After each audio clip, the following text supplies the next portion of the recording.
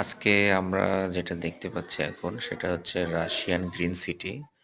বাংলাদেশের পাবনাতে রূপপুর নামের একটা জায়গাতে আপনার এই রাশিয়ান গ্রিন সিটিটি অবস্থিত। এখানে রূপপুর পারমাণবিক যে বিদ্যুৎ কেন্দ্র এটা নির্মাণের জন্য রাশিয়া থেকে যে সকল মানুষগুলো এসছে আমাদের প্রযুক্তিগত সহযোগিতা দেওয়ার জন্যে তারা এই সিটিতে থাকে।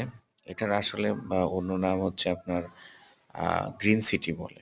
এটা অনেকে আবার রাশিয়ান সিটিও বলে। এইখানে এই যে এখন যে ভবনগুলো দেখতে পাচ্ছেন এরা এখানে শপিং করে, তারপরে খাবার-দাবার কেনাকাটা করে এবং একটা জিনিস সত্যিই অবাক হয়ে যাবেন সেটা হচ্ছে যে এখানে অনেক দোকানের নাম রাশিয়ান ভাষায় লেখা। যারা রাশিয়ান ভাবে যারা ওনারা যেন সুন্দরভাবে বুঝতে পারে এইজন্য রাশিয়ান ভাষায় লিখে দেওয়া। ওই যে অনেকগুলো রাশিয়ান দেখতে পেলেন এখানে ওনারা বসবাস করেন এবং এই যে একজন রাশিয়ান, ঠিক আছে? তো এখানে অনেকগুলো ভবন আছে, খুব সম্ভবত ২৪টি ভবন আছে এরকম, ওই যে রাশিয়ান ভাষায় লেখা, ঠিক আছে?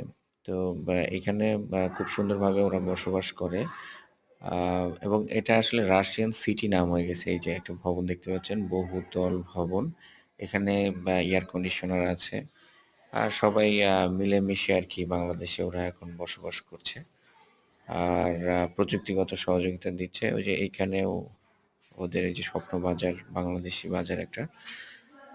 তো এভাবে চলছে আর কি রাশিয়ান সিটি। প্রযুক্তিগত সহযোগিতার জন্য তারা আসলে আমাদের দেশে এসেছিল